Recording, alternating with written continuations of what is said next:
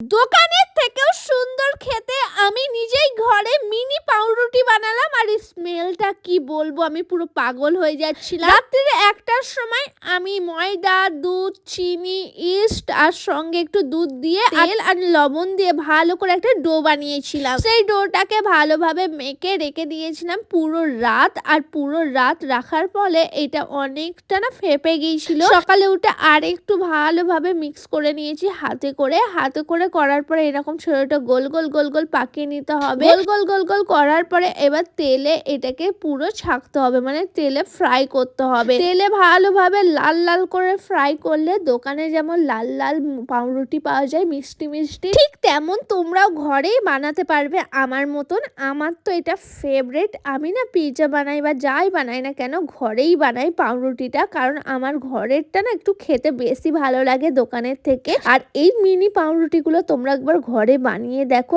এতটা সুন্দর খেতে লাগবে মানে আর কোনোদিন ভুলতে পারবে না। এটা খেতে মিষ্টি মিষ্টি একদম দোকানের পাউরুটির থেকেও সুন্দর।